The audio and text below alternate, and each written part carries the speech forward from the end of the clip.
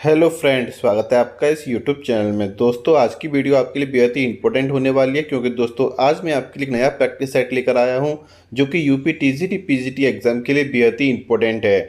अगर दोस्तों आप यूपी टीजीटी पीजीटी तैयारी कर रहे हैं तो ये वीडियो आपके लिए वरदान साबित हो सकता है, क्योंकि यहाँ पर आपको ये पता चल जाएगा कि अभी तक आपने कितनी तैयारी कर ली है। तो आइए दोस्तों शुरू करते हैं आज का सबसे पहला सवाल। तो सबसे पहला क्वेश्चन है, आत्महत्या के विरुद्ध कवित संकलन के कवि हैं? तो इसका करेक्ट आंसर हो जाएगा रघुवीर सहाय। अगर दोस्तों आपको किसी भी क्वेश्चन का आंसर आता है तो आप उसे कमेंट बॉक्स में कमेंट कीजिए या अपनी कॉपी में लिखते जाएं, जिससे कि दोस्तों लास्ट में ये पता चल जाए कि आपने 125 में से कितने का सही जवाब दिया। बढ़ते हैं अपने अगले सवाल की तरफ। भारतेंदु युग और हिंदी भाषा की विकास परंपरा के लेखक कौन हैं? तो इसका करेक्ट आंसर हो जाएगा option number D, Ramvilas Sharma. हमारा अगला क्वेश्चन है, शकुंतला नाटक का खड़ी बोली गद्य में अनुवाद किसने किया था? तो इसका आंसर हो जाएगा ऑप्शन नंबर बी, राजा लक्ष्मण सिंह ने किया था। हमारा अगला क्वेश्चन है, परीक्षा गुरु उपन्यास के लेखक कौन हैं? तो इसका करेक्ट आंसर हो जाएगा ऑप्शन नंबर बी, लाला श्रीनिवास दास। अगर दोस्तों आपको किसी भी क्वेश्चन का गलत आंसर लगता है तो आप उसे कमेंट बॉक्स में कमेंट कीजिएगा, जिससे कि दोस्तों मैं उस क्वेश्चन के आंसर को संशोधित कर सकूं। बढ़ते हैं अपने अगले सवाल की तरफ, जो कि आपका पांचवा क्वेश्चन है।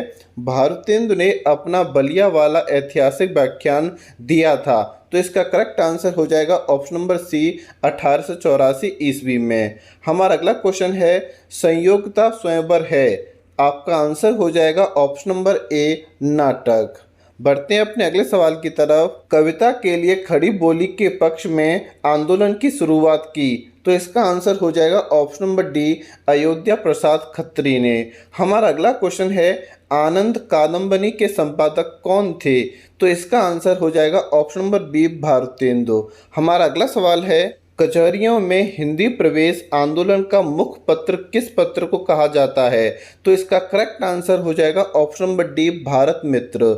हमारा अगला क्वेश्चन है, कैदी की पत्नी कृति के लेखक कौन हैं? तो इसका आंसर हो जाएगा ऑप्शन नंबर बी, राम वृक्ष बेनीपुरी। हमारा अगला सवाल है, रुपया तुम्हें खा गया एकांकी के लेखक कौन हैं? तो इसका आंसर हो जाएगा ऑप्शन नंबर ए, भगवती चरण वर्मा। हमारा अगला क्वेश्चन है, हालात एक कन्हैया किसकी रचना है? तो इसका आंसर हो जाएगा ऑप्शन नंबर सी, अमीर खुसरो। तो यहाँ पर दोस्तों आपको ये बताना है कि अमीर खुसरो को हम किस अन्य नाम से जानते हैं। हमारा अगला क्वेश्चन है, लहरों के राजहंस के नाटककार कौन हैं? तो इसका करेक्ट आंसर हो जाएगा ऑप्शन नंबर ए, मोहन राकेश।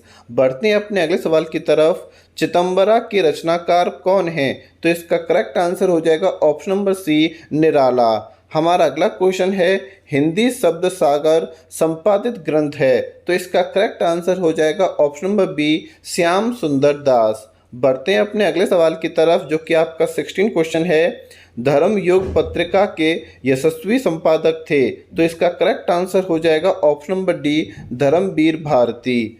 बढ़ते हैं अपने अगले सवाल की तरफ। रविंद्र कविता कानन के लेखक कौन हैं? तो इसका करेक्ट आंसर हो जाएगा ऑप्शन नंबर ए, निराला। हमारा अगला सवाल है, हिंदी का सर्वप्रथम गीत नाट्य है? तो इसका करेक्ट आंसर हो जाएगा ऑप्शन नंबर सी, करुणालय। बढ़ते हैं अपने अगले सवाल की तरफ। नूतन ब्रह्मचारी कृति के लेखक कौन हैं? तो इसका करेक्ट आंसर हो जाएगा बालकृष्ण भट्ट। हमारा अगला क्वेश्चन है, ब्राह्मण के संपादक कौन थे? तो इसका आंसर हो जाएगा option number D, Pratap Narayan Mishra. बढ़ते हैं अपने अगले सवाल की तरफ। रसमीमांस नामक आलोचना पुस्तिका के लेखक कौन हैं? तो इसका आंसर हो जाएगा आचार्य रामचंद्र शुक्ल। मतलब आपका ऑप्शन नंबर सी बिल्कुल करेक्ट हो जाएगा। हमारा अगला क्वेश्चन है, निम्नलिखित में किस कवि को ज्ञानपीठ पुरस्कार प्राप्त नहीं हुआ है? तो इसका आंसर हो जाएगा option number D, Surendra Verma ने। अगर दोस्तों आपने मेरे पिछले प्रैक्टिस सेटों को सॉल्व नहीं किया है तो उसकी लिंक आपको डिस्क्रिप्शन में जाकर उन प्रैक्टिस सेटों को सॉल्व कर सकते हैं और ये पता कर सकते हैं कि आपने अपनी तैयारी में कितनी कमी छोड़ रखी है। अगर दोस्तों आपका रेस्पॉन्स अच्छा होता है तो आपको थोड़ी सी मेहनत और करनी चाहिए, जिससे कि दोस्तों कहीं भी कोई भी कमी न रह जाए। हमारा अगला क्वेश्चन है, पंडित चंद्रधर शर्मा गुलेरी ने किसको पुरानी हिंदी का प्रथम कवि स्वीकार किया है? तो इसका करेक्ट आंसर हो जाएगा ऑप्शन नंबर सी, राजा भुंज। बढ़ते हैं अपने अगले सवाल की तरफ। नवीन रिपोर्ताज की परंपरा किस रचना से आरंभ होती है? तो इसका करेक्ट आंसर हो जाएगा ऑप्शन नंबर ए, लक्ष्मीपुरा। हमारा अगला क्वेश्चन है, प्रगतिशील लेखक संघ की स्थापना लंदन में किसके प्रयत्न से हुई थी?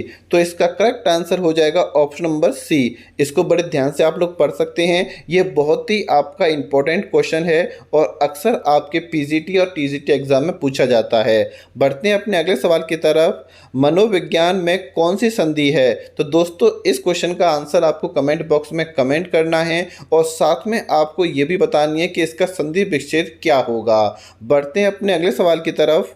शारदीय के नाटककार हैं, तो इसका करेक्ट आंसर हो जाएगा ऑप्शन नंबर सी, जगदीश चंद्र माथुर। बढ़ते हैं अपने अगले सवाल की तरफ। वैशाली की नगर बधू किसकी रचना है? तो इसका करेक्ट आंसर हो जाएगा option number C, Chatursen Shastri. हमारा अगला क्वेश्चन है, चित्रलेखा किसकी औपन्यासिक कृति है? तो इसका करेक्ट आंसर हो जाएगा ऑप्शन नंबर ए, भगवती चरण वर्मा। हमारा अगला क्वेश्चन है, अंधा कुआं के रचनाकार कौन है? तो इसका करेक्ट आंसर हो जाएगा option number B, doctor Lakshmi Narayan Lal. बढ़ते हैं अपने अगले सवाल की तरफ। पश्चिमी हिंदी की सर्वाधिक प्रमुख बोली इनमें से कौन सी है? तो इसका करेक्ट आंसर हो जाएगा ब्रजभाषा। ऑप्शन नंबर ए आपका क्या हो जाएगा? बिल्कुल सही हो जाएगा। हमारा अगला क्वेश्चन है, वाणभट्ट की आत्मकथा किसकी औपन्यासिक कृति है? तो इसका करेक्ट आंसर हो जाएगा option number B, Hazari Prasad Dwivedi. हमारा अगला क्वेश्चन है, भाषा भूषण के रचनाकार कौन है? तो इसका करेक्ट आंसर हो जाएगा ऑप्शन नंबर ए, जसवंत सिंह। बढ़ते हैं अपने अगले सवाल की तरफ। आदिकाल का वीरकाल नामकरण किसने दिया है? तो इसका आंसर हो जाएगा ऑप्शन नंबर सी, विश्वनाथ प्रसाद मिश्र ने। हमारा अगला क्वेश्चन है, आत्मबोध किसकी रचना है? तो इसका करेक्ट आंसर हो जाएगा ऑप्शन नंबर बी, गोरखनाथ की रचना है। ध्यान रखना दोस्तों, ये सवाल आपके पेपर में काफ़ी बार पूछा जा चुका है कि आत्मबोध की रचना किसने की थी? तो आपका करेक्ट आंसर हो जाएगा गोरखनाथ ने की थी। बढ़ते हैं अपने अगले सवाल की तरफ। किसकी कविताएं स्वाधीन भारत का इस्पाती दस्तावेज हैं? इस क्वेश्चन को बड़े ध्यान से पढ़िएगा, एक बार फिर रिपीट कर देता हूं। किसकी कविताएं स्वाधीन भारत का इस्पाती दस्तावेज हैं? तो इसके ऑप्शन हम देख लेते हैं। तो इसके ऑप्शन आपके सामने हैं, अज्ञेय, गिरिजा कुमार माथुर, मुक्तिबोध या फिर दिनकर। तो दोस्तों इसका जो करेक्ट आंसर हो जाएगा वो हो जाएगा ऑप्शन नंबर सी, मुक्तिबोध। यहाँ पर दोस्तों मैं आपको कुछ बातें बताने वाला हूँ। यहाँ पर दोस्तों आप अपने साथ बिल्कुल भी धोखा मत कीजिएगा, क्योंकि दोस्तों टीचर की नौकरी मिलना अब आसान नहीं रह गया है। अगर आपको नौकरी चाहिए तो दोस्तों आपको बहुत कड़ी मेहनत करनी पड़ेगी, जिससे कि दोस्तों आपका सिलेक्शन हो सके। क्योंकि मैं काफ़ी स्टूडेंट को देखता हूँ कि बहुत सारे स्टूडेंट ऐसे होते हैं, सिर्फ एक टाइम पास करते हैं, वीडियो देख ली बस हो गया काम। लेकिन दोस्तों आपको अपने 125 क्वेश्चन का आंसर देना है और उसके बाद चेक भी करना है कि आपने 125 में से कितने का सही जवाब दिया है। अगर कहीं कभी रह जाती है तो अभी आपके पास समय है, आप उसको सुधार सकते हो। लेकिन दोस्तों अगर अंत समय आ गया तो जब आपकी कोई गलती होगी, जो भी आपको पता भी चल जाएगी, तो भी आप उसको सुधार नहीं सकते हो। इसलिए दोस्तों मैं आपसे अनुरोध करता हूं कि आप वीडियो को पूरा देखिए कीजिए और यहाँ पर जितने क्वेश्चन हैं उनका आंसर आप लोग दिया करो। बढ़ते हैं अपने अगले सवाल की तरफ। पाश्चात्य का विलोमार्थ शब्द क्या होगा? तो इसका करेक्ट आंसर हो जाएगा ऑप्शन नंबर ए। याद रखना है आपको, काफ़ी अच्छा सवाल है। निम्नलिखित में घोड़ा का पर्यायवाची शब्द नहीं है, तो इसका करेक्ट आंसर हो जाएगा ऑप्शन नंबर डी, यातुधान। ध्यान रखना दोस्तों, घोड़े को हम अश्व भी कहते हैं, घोटक भी कहते हैं, सैंदव भी कहते हैं, लेकिन यातुधान नहीं कहते हैं। बढ़ते हैं अपने अगले सवाल की तरफ। कारतूस किस भाषा का शब्द है? तो इसका करेक्ट आंसर हो जाएगा ऑप्शन नंबर सी, फ्रेंच भाषा का संबंध है। हमारा अगला क्वेश्चन है, देवताओं का उपवन। याद रखना दोस्तों, बहुत ही इंपॉर्टेंट क्वेश्चन है और पीजीटी में ये पूछा गया था आपसे, देवताओं का उपवन। तो इसका करेक्ट आंसर हो जाएगा ऑप्शन नंबर ए, नंदन कानन। हमारा अगला क्वेश्चन है, मनमाना में कौन सा समास है? तो इसका करेक्ट आंसर हो जाएगा ऑप्शन नंबर ए, अव्ययी भाव समास है। बढ़ते हैं अपने अगले सवाल की तरफ। कतर व्योत में कौन सा समास है? तो इसका करेक्ट आंसर हो जाएगा ऑप्शन नंबर ए, द्वंद्व समास है। बढ़ते हैं अपने अगले सवाल की तरफ, जो कि आपका 43वां क्वेश्चन है। मगध पुस्तक के लेखक कौन हैं? तो इसका करेक्ट आंसर हो जाएगा option number A, Shrikant Verma. हमारा अगला क्वेश्चन है, पृथ्वी कल्प किसकी रचना है? तो इसका करेक्ट आंसर हो जाएगा option number B, Girija Kumar Mathur. बढ़ते हैं अपने अगले सवाल की तरफ। रास पंचाध्यायी के लेखक कौन हैं? तो इसका करेक्ट आंसर हो जाएगा ऑप्शन नंबर सी, रहीम। हमारा अगला क्वेश्चन है, मोर का पर्यायवाची इनमें से क्या होगा? दोस्तों इस क्वेश्चन का आंसर आपको कमेंट बॉक्स में कमेंट करना है और आपको बताना है कि इन चारों में से मोर का पर्यायवाची शब्द कौन सा है। बढ़ते हैं अपने अगले सवाल की तरफ। भारत में हिंदी को संविधान की किस धारा के अंतर्गत राजभाषा घोषित किया गया है? तो इसका करेक्ट आंसर हो जाएगा ऑप्शन नंबर ए, धारा 343A के अनुसार हिंदी को संविधान की राजभाषा घोषित किया गया है। बढ़ते हैं अपने अगले सवाल की तरफ। अपने मरे बिना स्वर्ग नहीं दिखता, इसका अर्थ क्या होगा? तो दोस्तों आप लोग इसके ऑप्शन देखते हो, स्वयं प्रयत्न करने पर ही काम बनता है। आपका दूसरा दे रखा है, विपत्ति में पड़े बिना अच्छा फल नहीं मिलता। तो दोस्तों आप लोगों को इसका आंसर पता चल गया होगा। इसका करेक्ट आंसर क्या हो जाएगा? ऑप्शन नंबर ए, स्वयं प्रयत्न करने पर ही काम बनता है। इसके चारों ऑप्शन देखने की कोई ज़रूरत नहीं है क्योंकि आप लोग जानते हैं कि इसका आंसर क्या होगा, ए हो जाएगा। बढ़ते हैं अपने अगले सवाल की तरफ। उत्तर रामचरित का प्रधान रस क्या है? तो इसका करेक्ट आंसर हो जाएगा ऑप्शन नंबर ए, करुण। हमारा अगला क्वेश्चन है, किसी युक्ति से समर्थित की गई बात में कौन सा अलंकार होता है? तो इसका करेक्ट आंसर हो जाएगा ऑप्शन नंबर डी, काव्यलिंग। बढ़ते हैं अपने अगले सवाल की तरफ। कला परिच्छेद के लेखक कौन हैं? तो इसका करेक्ट आंसर हो जाएगा ऑप्शन नंबर सी, दंडी हैं। अष्टयाम किसकी रचना है? तो इसका करेक्ट आंसर हो जाएगा नावादास की रचना है। बढ़ते हैं अपने अगले सवाल की तरफ। यहाँ पर दोस्तों आपसे पूछा है कि उपत्य का विलोम शब्द क्या होगा? तो करेक्ट आंसर हो जाएगा ऑप्शन नंबर सी। हमारा अगला क्वेश्चन है, यदि ई उ ऊ और री के बाद कोई भिन्न स्वर आए तो इनका परिवर्तन क्रमशः य, व और र में हो तो उसमें कौन सी संधि होती है? तो इसका करेक्ट आंसर हो जाएगा ऑप्शन नंबर बी, यण स्वर संधि होती है। बढ़ते हैं अपने अगले सवाल की तरफ। इनमें से शुद्ध वाक्य कौन सा होगा? मेरे प्राण निकल गए, मेरा प्राण निकल गया, मेरा प्राण निकल गए या मेरी प्राण निकल गई? तो दोस्तों इसका करेक्ट आंसर हो जाएगा ऑप्शन नंबर ए, मेरे प्राण निकल गए। हमारा अगला क्वेश्चन है, इनमें से पुल्लिंग शब्द कौन सा होगा?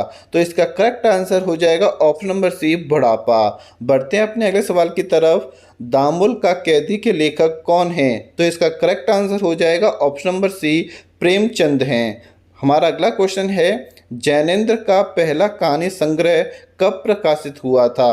तो इसका करेक्ट आंसर हो जाएगा ऑप्शन नंबर बी, 1929 ईस्वी में जैनेन्द्र का पहला कहानी संग्रह प्रकाशित हुआ था। बढ़ते हैं अपने अगले सवाल की तरफ। विद्यापति की कौन सी रचना अभी तक संपादित होकर प्रकाशित नहीं हुई है? तो इसका करेक्ट आंसर हो जाएगा कीर्ति पताका। दोस्तों ये सवाल मैंने आपको कई बार समझा दिया है, कई बार इसके बारे में मैंने आपको पूरा एक्सप्लेन दिया था। उम्मीद करता हूं कि आप इस क्वेश्चन को कभी गलत नहीं करेंगे। बढ़ते हैं अपने अगले सवाल की तरफ। तार सप्तम में संकलित कवियों को राहों के अन्वेषी किसने कहा है? दोस्तों बड़े ध्यान से क्वेश्चन को पढ़िएगा, एक बार फिर रिपीट कर देता हूं। तार सप्तम में संकलित कवियों को राहों के अन्वेषी किसने कहा है? तो दोस्तों इसका करेक्ट आंसर हो जाएगा अज्ञेय। हमारा अगला क्वेश्चन है, भक्ति काल के किस कवि को जातीय कवि कहा जाता है? तो इसका करेक्ट आंसर हो जाएगा ऑप्शन नंबर बी, तुलसीदास को कहा जाता है। गीतावली है, इसका करेक्ट आंसर हो जाएगा ऑप्शन नंबर ए, मुक्तक काव्य। बढ़ते हैं अपने अगले सवाल की तरफ। जुगमान चरित्र नामक ग्रंथ के लेखक कौन हैं? तो इसका करेक्ट आंसर हो जाएगा ऑप्शन नंबर बी, कृष्णदास।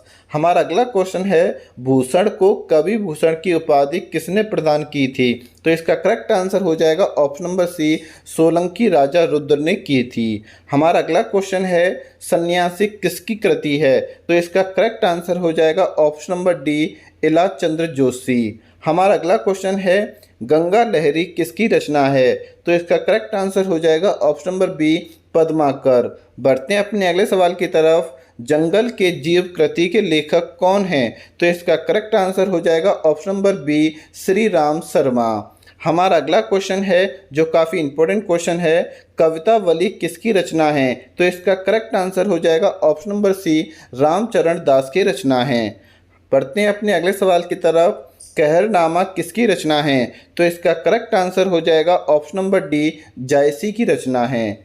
हमारा अगला क्वेश्चन है, पद्यात्मक भावभूमि पर श्यामा स्वप्न नामक उपन्यास की सृजना किसने की थी? तो इसका करेक्ट आंसर हो जाएगा option number B, Thakur Jagmohan Singh ने की थी। हमारा अगला क्वेश्चन है, अरस्तु का काव्य शास्त्र किसकी रचना है? तो इसका करेक्ट आंसर हो जाएगा option number C, doctor Narendra की रचना है। बढ़ते हैं अपने अगले सवाल की तरफ।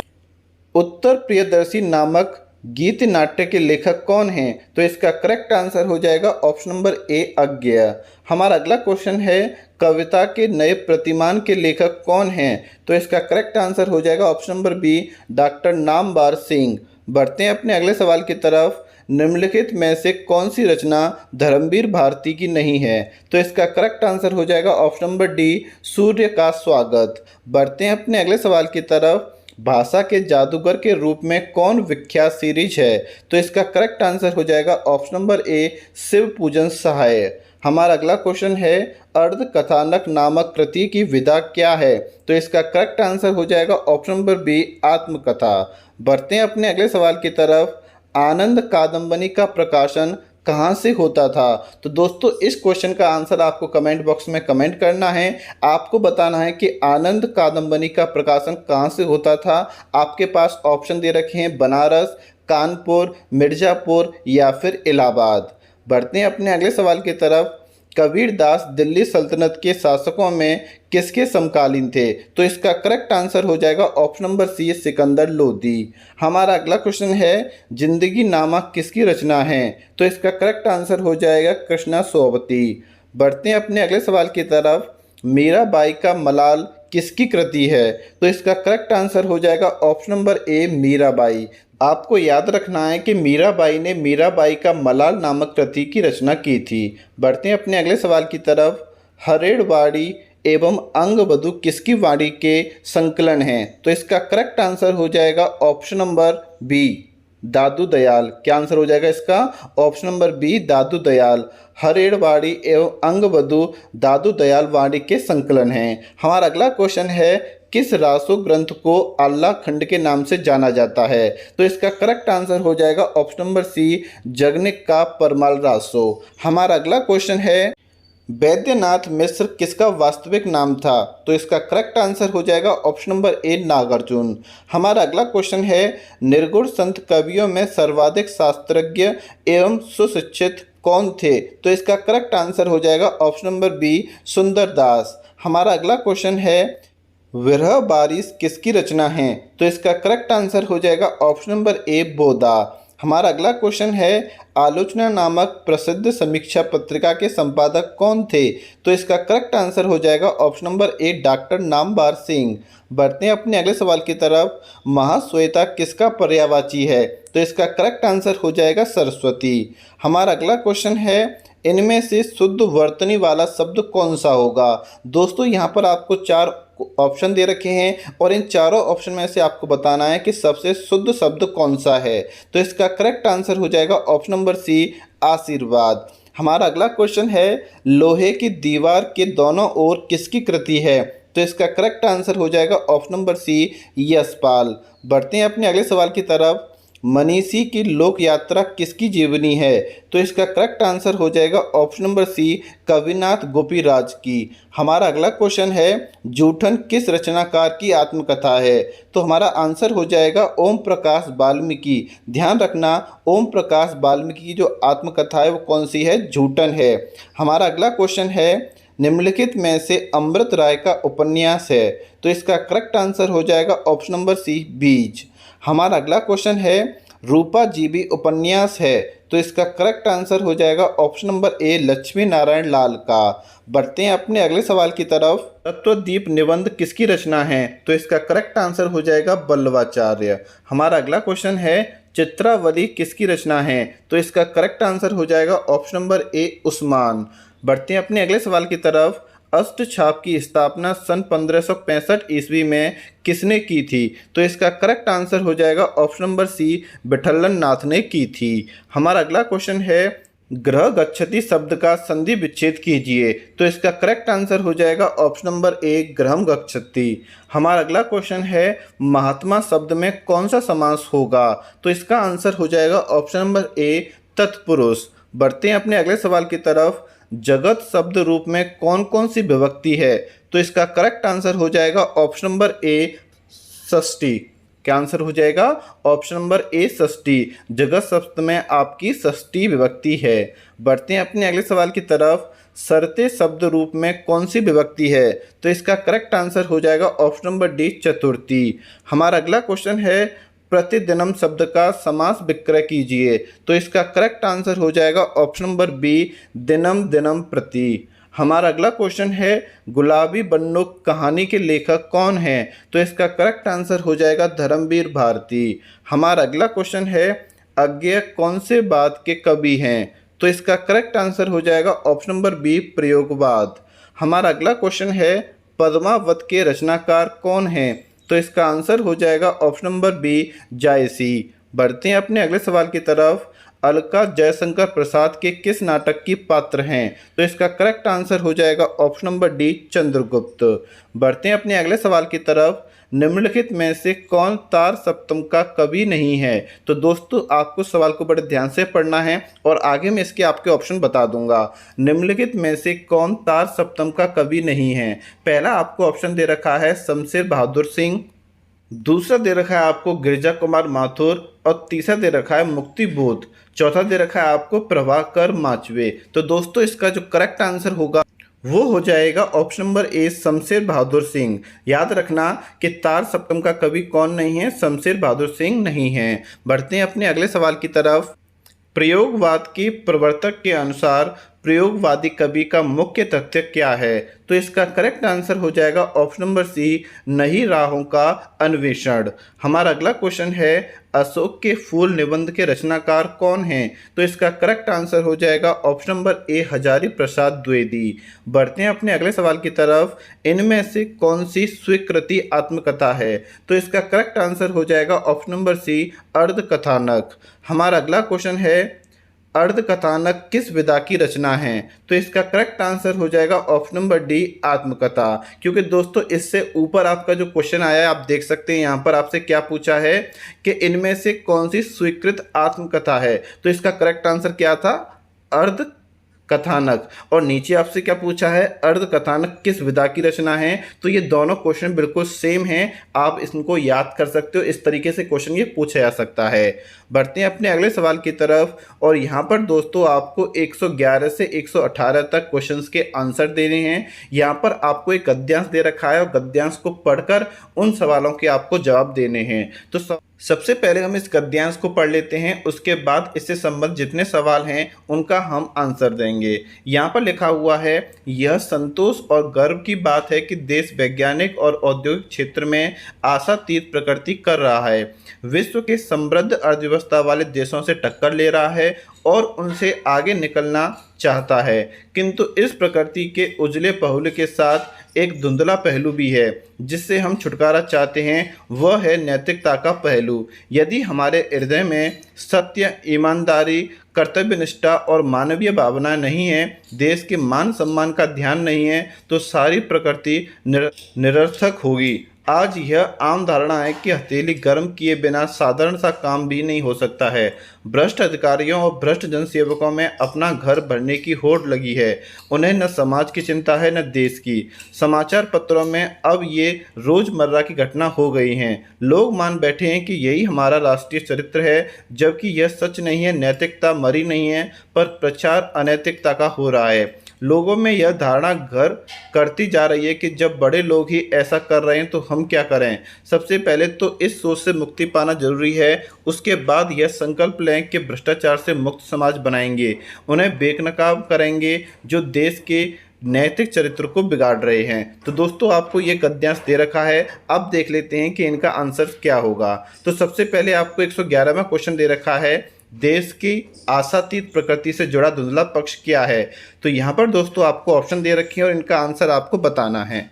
तो इसका करेक्ट आंसर हो जाएगा ऑप्शन नंबर बी, हमारी नैतिकता समाप्त होती जा रही है। बढ़ते हैं अपने अगले सवाल की तरफ। नैतिक चरित्र से लेखक का क्या आशय है? तो इसका करेक्ट आंसर हो जाएगा ऑप्शन नंबर डी, उपयुक्त सभी। हमारा अगला क्वेश्चन है, देश की प्रगति कब निरर्थक हो सकती है?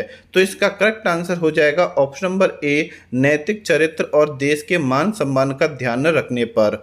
हमारा अगला क्वेश्चन है, उपर्युक्त गद्यांशों के लिए उपयुक्त शीर्षक दीजिए।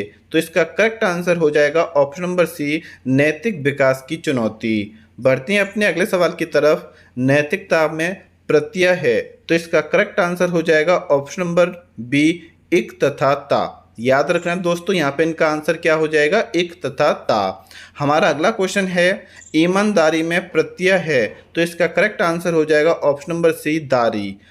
हमारा अगला क्वेश्चन है, निरर्थक में उपसर्ग है, तो इसका करेक्ट आंसर हो जाएगा ऑप्शन नंबर ए। बढ़ते हैं अपने अगले सवाल की तरफ। अधिकारी में उपसर्ग है, तो इसका करेक्ट आंसर हो जाएगा ऑप्शन नंबर बी, अधि। हमारा अगला क्वेश्चन है, प्रसाद द्वारा रचित इरावती कैसा उपन्यास है? तो इसका करेक्ट आंसर हो जाएगा ऑप्शन नंबर डी, यथार्थवादी। हमारा अगला क्वेश्चन है, बनारसी दास चतुर्वेदी के रेखा चित्र हैं। तो यहाँ पर दोस्तों आपको 4 ऑप्शन दे रखे हैं और इसका आंसर आपको कमेंट बॉक्स में कमेंट करना है। हमारा अगला क्वेश्चन है, अमिट रेखाएं के संस्मरण रेखा चित्रकार है, तो इसका करेक्ट आंसर हो जाएगा option number B, Satyavati Malik. हमारा अगला क्वेश्चन है, इनमें से कौन सा उपन्यास प्रेमचंद का नहीं है? तो इसका आंसर हो जाएगा ऑप्शन नंबर डी, शेखर एक जीवनी। बढ़ते हैं अपने अगले सवाल की तरफ। हिंदी में रिपोर्टाज का आरंभ किस युग में हुआ था? तो इसका करेक्ट आंसर हो जाएगा ऑप्शन नंबर डी। बढ़ते हैं अपने अगले सवाल की तरफ। हमारी यात्रा के यात्रा वर्तकार कौन है? तो इसका करेक्ट आंसर हो जाएगा ऑप्शन नंबर सी, लोचन प्रसाद पांडे। हमारा अगला क्वेश्चन है, इनमें से कौन सी रचना केदारनाथ अग्रवाल की नहीं है? तो इसका करेक्ट आंसर हो जाएगा ऑप्शन नंबर डी, युगधारा। इस तरीके से दोस्तों मैंने आपको 125 क्वेश्चंस के आंसर बता दिए। अब यहाँ पर आपको करना क्या है कि 125 में से आपने कितने का सही जवाब दिया है उसको आप कमेंट बॉक्स में कमेंट करें। थैंक यू वेरी मच दोस्तों।